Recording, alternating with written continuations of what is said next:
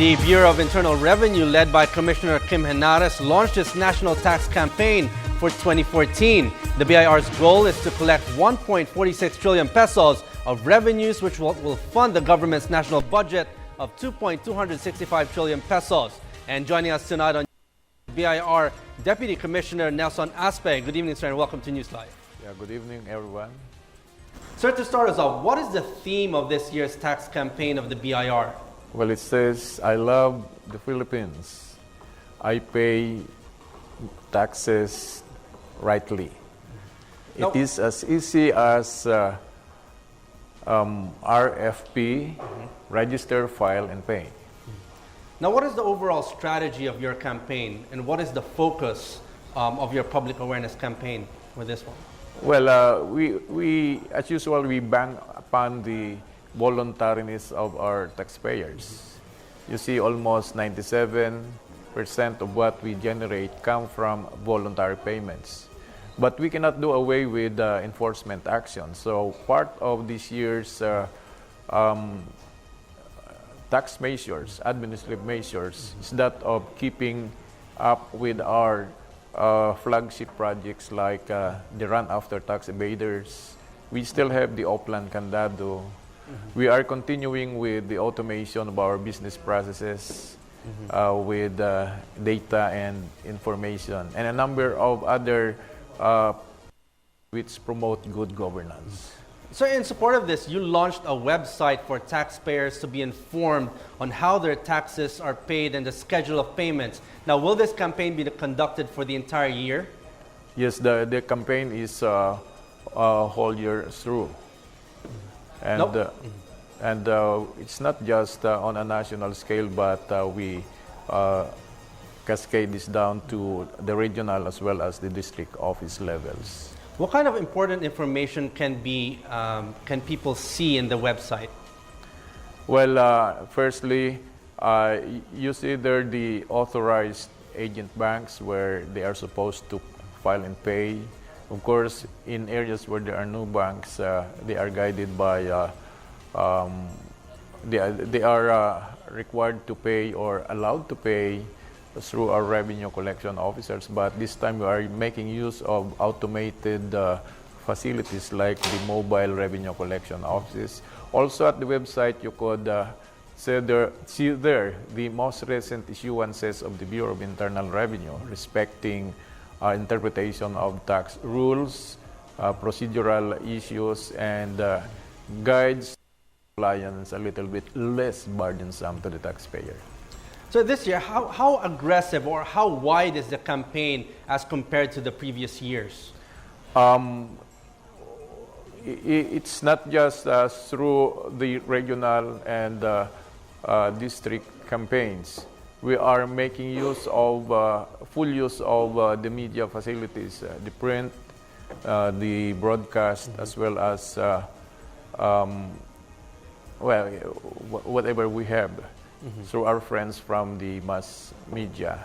We also reach out to a number of local government officials, our friends from the private sector, professional groups, and their clients. So historically, how is the rate of compliance?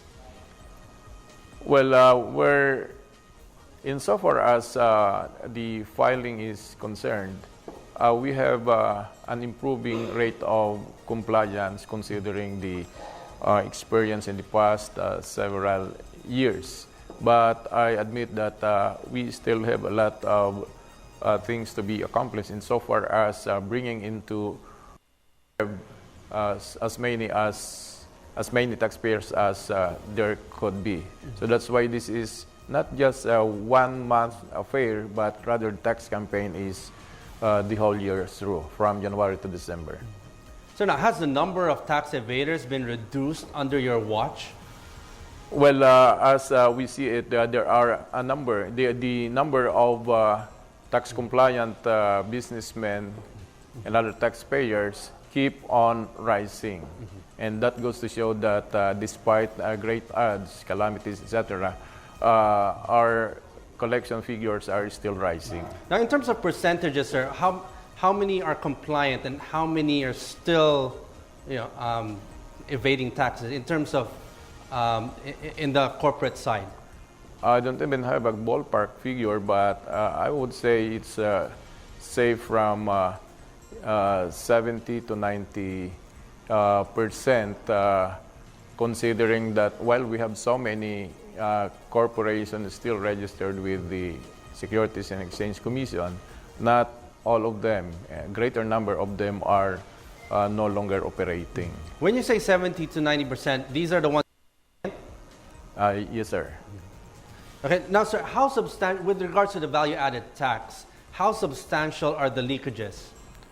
Well, it's one of the tax types where we have a bigger gap, meaning to say the difference between what is expected as projected through the use of the gross domestic product vis-a-vis the actual collections is, I'm saying that that's one thing which our focus is trained. So at the moment, we at the BIR is busy embarking upon the search for the factors which cause this big value-added tax gap.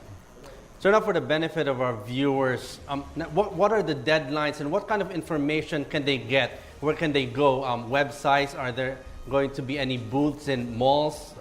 Things like that?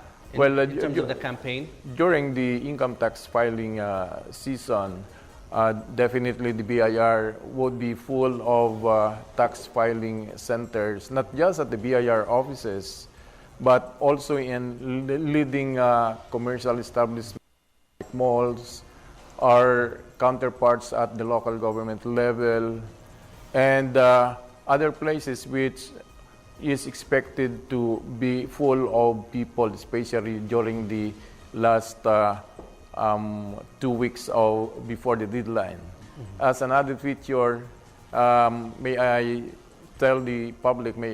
inform the public that for this year's filing, effective for the calendar year ended December 31, 2013, taxpayers for individuals with business or purely for compensation who are still required to file their ITRs, and as well as corporations have new BIR or new redesigned BIR forms. And just today, the revenue regulations was issued by the Secretary of Finance. So I urge all taxpayers, whether they are assisted by the accountants or not, to please take a look at the BIR website to familiarize with these new income tax return forms. These new forms, is it supposed to simplify filing?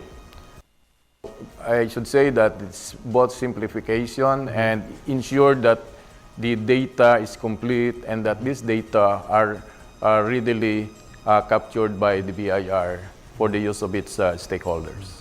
And sir, final word, what do we expect from now until the deadline of the filing of tax? Please contact your BIR district offices for more information. But in the meantime, we have this national contact center of the BIR at 981-8888, or please open up the BIR website for information. Okay, on that note, thank you very much for joining us here tonight on NewsLife. That was BIR Deputy Commissioner Nelson Aspe. Thank you for joining us. Thank you.